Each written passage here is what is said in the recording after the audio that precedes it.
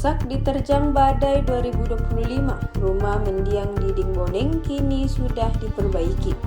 Kini, atap dan plafon terlihat putih bersih layaknya rumah baru. Adik Diding Boneng, Zainal Wahyudin, mengatakan renovasi menghabiskan biaya ratusan juta rupiah. Bantuan dari sejumlah toko, mulai dari insan perfilman, lembaga hingga instansi pemerintah. Di antaranya artis Raffi Ahmad dan anggota DPR RI Hidayat Nur Wahid.